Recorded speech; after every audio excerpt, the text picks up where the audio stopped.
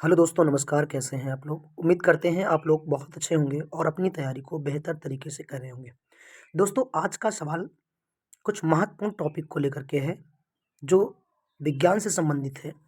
आइए इनके बारे में अध्ययन करते हैं और देखते हैं ये हमारे एग्जाम के लिए कितने महत्वपूर्ण हैं। दोस्तों, पहले देखते हैं तो सबसे पहले टॉपिक हमारा विटामिन और उसकी कमी से होने वाले रोग।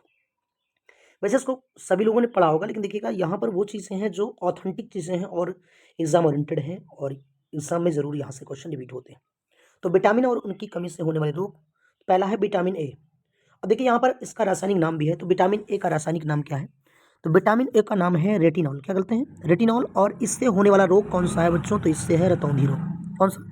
रतौंधी रोग है। और रतौंधी रोग किस कहाँ पर होता है? ये आंखों की बीमारी है, ठीक है। तो इससे क्या होता है? रतौंधी रोग। दूसरा क्या है? अब यहाँ पर है विटामिन सी। तो विटामिन सी की कमी से, यानी विटामिन सी का पहले देखते हैं वैज्ञानिक नाम क्या है, तो वो है एस्कॉर्बिक एसिड है। क्या नाम है? या एस्कॉर्बिक एसिड कहा जाता है। और इसकी वजह से, इसकी कमी से स्कर्वी नामक रोग उत्पन्न हो जाता है। नेक्स्ट देखते हैं विटामिन डी। तो विटामिन डी का रासायनिक नाम है कैल्सीफेरॉल। क्या है? कैल्सीफेरॉल। और बच्चों इसकी वजह से रिकेट्स रोग होता है। अब देखिए यहाँ पर आप थोड़ा सा एक बात ध्यान दीजिएगा, विटामिन डी की जो कमी होती है तो उसकी वजह से जो बच्चे होते हैं, तो बच्चों में तो ये रोग होता है। कौन सा? रिकेट्स रोग होता है, ये बच्चों में होता है। लेकिन एक रोग होता है वयस्कों में इसकी कमी से, उसका नाम है ऑस्टियोमलासिया। क्या नाम है? ऑस्टियोमलासिया। ये वयस्कों में होने वाला एक रोग है, ठीक है। उसके बाद देखते हैं विटामिन ई। तो विटामिन ई का रासायनिक नाम है टोकोफेरॉल, या यहाँ पे टोकाफेरॉल फरोल लिखा है, या ये टोकोफेरॉल है। और इस विटामिन की अगर कमी हो जाए किसी के अंदर, तो उसके अंदर जनन शक्ति का कम होना होता है, यानी जनन शक्ति उसकी कम हो जाती है। इसके बाद है विटामिन के। तो विटामिन के जो है, विटामिन के, इसका रासायनिक नाम क्या है? तो दोस्तों इसका नाम है फाइलोक्विनोन। क्या नाम है? फाइलोक्विनोन। और इसकी कमी अगर किसी व्यक्ति के अंदर हो जाए तो उससे रक्त का थक्का नहीं बनता है। तो रक्त का थक्का नहीं बनेगा तो क्या होगा? जैसे कहीं पर अगर कट गया तो वो रक्त क्या होगा? निकलता रहेगा, और जिससे मनुष्य की मृत्यु हो सकती है ना। तो ये बहुत ही घातक है। तो विटामिन के की कमी से ये रोग होता है। आइए और देखते हैं, अगला है कुछ महत्वपूर्ण सवाल है विज्ञान से। और दोस्तों यहाँ से क्वेश्चन जरूर आते हैं। सवाल कैसे हैं? वो मेटल है, कुछ मेटल मतलब धातु हैं, और उनसे होने वाले रोग हैं। यानी कौन सी धातु की अगर कमी हो जाए या अधिकता हो जाए तो उनसे कौन सा रोग होता है बच्चों? तो ये प्रश्न बहुत ही महत्वपूर्ण है और एग्जाम में बहुत बार पूछा गया है। तो पहला देखते हैं, पहला है, देखिए आप लोग नोट्स जरूर बनाइएगा इसकी, और एग्जाम के लिए ये बहुत ही महत्वपूर्ण है, एग्जाम में मिलेगा। पहला है ब्लू बेबी सिंड्रोम। अगर ब्लू बेबी सिंड्रोम है, यानी इससे ये किस वजह से होता है? नाइट्रेट जो होता है, नाइट्रेट की अधिकता से, है ना। अगर नाइट्रेट ज़्यादा हो जाए किसी व्यक्ति के अंदर तो उससे क्या होगा? ब्लू बेबी सिंड्रोम नामक ये रोग हो जाता है। यानी यहाँ पर बच्चे का जो शरीर होता है पूरा नीला पड़ जाता है, ठीक है। फिर है मिनी माता रोग। तो मिनी माता रोग किसी कमी अधिकता से होता है, ये पारा, है ना। तो पारा, ये मिनी माता खाड़ी। तो मिनी माता खाड़ी में कुछ मछलियाँ पाई गई, तो उनमें पारे की दिखता थी, और उनको खाने के बाद में लोगों के अंदर ये रोग हो गया, इसलिए इसका नाम रख दिया गया मिनी माता रोग। अगला है इटाई टाई। तो इटाई टाई रोग जो है ये कैडमियम की अधिकता से फैलता है, ठीक है। ये सारे क्वेश्चन बहुत ही महत्वपूर्ण हैं। और अगला देखते हैं, अगला है ब्लैक फुट। तो ब्लैक फुट क्या होता है? ये ब्लैक फुट जो रोग होता है ये आर्सेनिक की अधिकता से होता है। किसकी अधिकता से? आर्सेनिक की अधिकता से ब्लैक फुट रोग होता है। दोस्तों अगला सवाल देखते हैं, अगला है नीनॉक सिंड्रोम। क्या होता है? नीनॉक सिंड्रोम। और ये बहुत ही महत्वपूर्ण सवाल है, क्योंकि ये अभी हाल ही में ये पूछा गया था, यानी आर ओ में ये क्वेश्चन आया हुआ है। नीनॉक सिंड्रोम ये किसकी, इस यानी फ्लोराइड की अधिकता से नीनॉक सिंड्रोम नामक रोग हो जाता है। ये बहुत ही महत्वपूर्ण है, स्टार लगाइएगा। अगला टॉपिक देखते हैं, अगला है महत्वपूर्ण मिश्र धातु।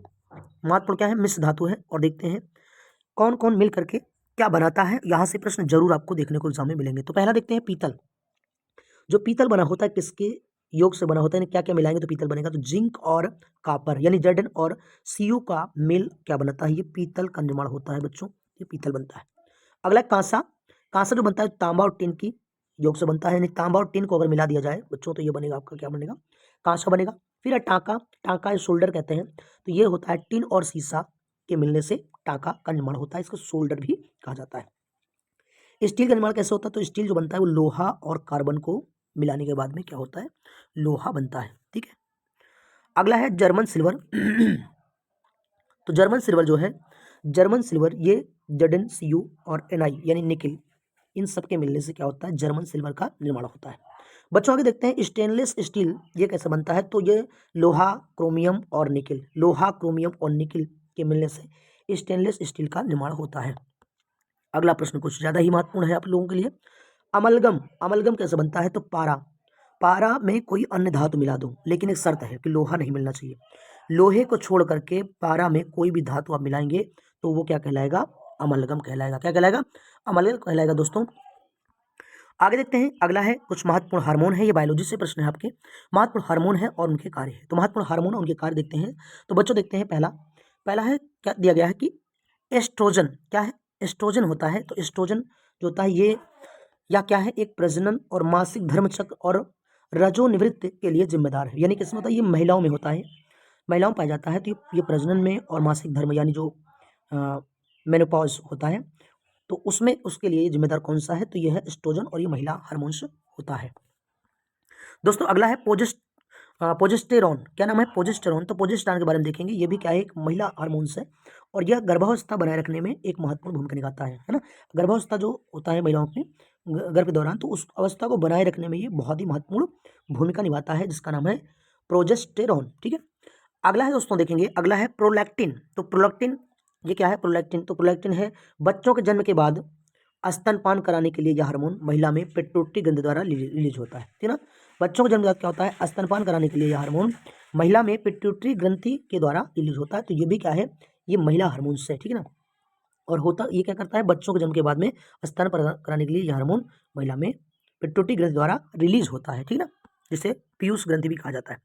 अगला टेस्टेस्टेरोन, टेस्टेस्टेरोन। तो देखिए बच्चों, ये क्या है, ये पुरुष हार्मोन है, यानी पुरुषों में पुरुष प्रजनन उत्कोण यानी टेस्टिस और प्रोस्टेट के विकास में महत्वपूर्ण भूमिका निभाता है। क्या नाम है, टेस्टेस्टेरोन। तो ये पुरुष हार्मोन से एग्जाम में कभी पूछ सकता है, इनमें कौन सा पुरुष हार्मोन है और कौन सा महिला हार्मोन है। तो ये आपके लिए बेहद महत्वपूर्ण है और आप लोग इनको जरूर नोट डाउन करिएगा। नेक्स्ट है इंसुलिन। अब इंसुलिन क्या होता है, यह ब्लड शुगर के लेवल को कंट्रोल करता है। यानी अगर ब्लड में शुगर है तो उसके लेवल को ये कंट्रोल करेगा, है ना। तो शुगर लेवल को क्या करता है बच्चों, तो ये कंट्रोल करने का काम करता है, जिसका नाम क्या है, इंसुलिन हार्मोन है। ठीक है, अगला टॉपिक है, अगला है तो विटामिन से ही, लेकिन यहाँ पर कुछ चीज़ें महत्वपूर्ण है। जैसे देखिएगा बच्चों, कह रहा है जल में घुलनशील विटामिन। तो जल में घुलनशील विटामिन क्या है, तो आपको पहले मैं बता दूं, जल में घुलनशील विटामिन एक विटामिन बी होता है और विटामिन सी होता है। ये जल में घुलनशील है और बाकी जितनी है वो क्या है, वसा में घुलनशील मानी जाती है। अब यहाँ पर आपको दिखाते हैं वैरायटी, यानी जो बी है, बी की जितनी वैरायटी है वो सारी चीज़ें हैं जल में घुलनशील है। मतलब बी ही नहीं केवल, बल्कि उसकी जितनी वैरायटी है वो सब जल में घुलनशील हुई। तो पहला देखते हैं जल में घुलनशील के लिए क्या है, विटामिन बी वन। और इस यहाँ पर देखते हैं थोड़ा इसके बारे में समझते हैं, इसका नाम भी समझते हैं। तो विटामिन बी वन इसका नाम है थायमिन, यानी क्या नाम है, थायमिन। विटामिन बी टू नाम इसका है riboflavin. Vitamin vitamin B three जो है इसको कहते हैं नियोसिन। क्या बोलते हैं, नियोसिन। और अगला है विटामिन बी फाइव, इसको कहते हैं पेंटोथैनिक अम्ल। क्या बोलते हैं, पेंटोथैनिक एसिड कहा जाता है। फिर है विटामिन बी सिक्स, इसको कहते हैं पायरिडॉक्सिन। क्या बोलते हैं, पायरिडॉक्सिन। फिर विटामिन बी सेवन, यह है बायोटीन। और बच्चों ये सभी जितने हैं, ये अभी आप जो देख रहे हैं ये सब क्या है, जल में घुलनशील है। और विटामिन बी नाइन इसको कहा जाता है फॉलिक या फॉलिक अम्ल। क्या बोलते हैं, फॉलिक एसिड या फॉलिक अम्ल कहते हैं। विटामिन बी ट्वेल्व ये कोबालमिन कहा जाता है। विटामिन सी जो है इसको क्या कहते हैं, स्कॉर्बिक बोला जाता है। क्या बोलते हैं, स्कॉर्बिक कहा जाता है विटामिन सी। तो ये सभी क्या है, ये सभी के सभी बच्चों ये घुलनशील है किसमें, जल में, है ना। आगे देखते हैं, अगला है ऊर्जा रूपांतरण करने वाले उपकरण, यानी ऐसे उपकरण जो ऊर्जा को रूपांतरित करते हैं, एक ऊर्जा को एक रूप से दूसरे रूप में बदलते हैं। वैसे हैं बहुत सारे बच्चों, लेकिन यहाँ पर हम लेकर के आए हैं बहुत ही जो महत्वपूर्ण है, जो बेहद जरूरी है एग्जाम के लिए, तो वो क्वेश्चन आपको हम लेकर के आए हैं। तो पहला है डायनमो। डायनमो क्या करता है बच्चों, तो ये यांत्रिक ऊर्जा को विद्युत ऊर्जा में बदलने का काम करता है। उसके बाद आता है माइक्रोफोन। माइक्रोफोन क्या करता है, ये ध्वनि ऊर्जा को विद्युत ऊर्जा में बदलता है दोस्तों। उसके बाद आता है लाउड स्पीकर, ये करता है विद्युत ऊर्जा को ध्वनि ऊर्जा में ये कन्वर्ट करता है। ठीक है, अगला देखते हैं, अगला है सोलर सेल। तो सोलर सेल क्या करता है बच्चों, तो सोलर सेल का काम जो है ये क्या करता है, तो सोलर सेल सौर ऊर्जा को विद्युत ऊर्जा में बदलने का कार्य करता है। अगला है ट्यूबलाइट।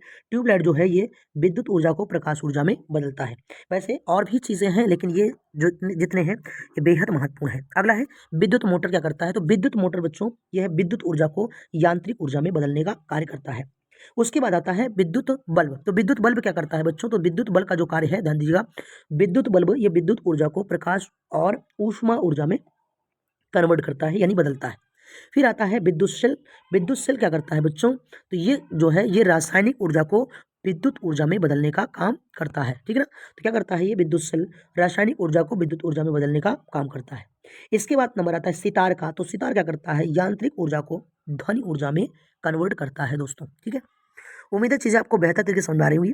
आइए देखते हैं कुछ महत्वपूर्ण क्रांतियाँ हुई हैं। वैसे बहुत सारी क्रांतियाँ हैं, लेकिन यहाँ पर मैं आपको कुछ बेहद महत्वपूर्ण जो एग्जाम में बहुत बार पूछी गई हैं और आगे भी पूछे जाने की संभावनाएं हैं, तो उनको हम देखते हैं यहाँ पर।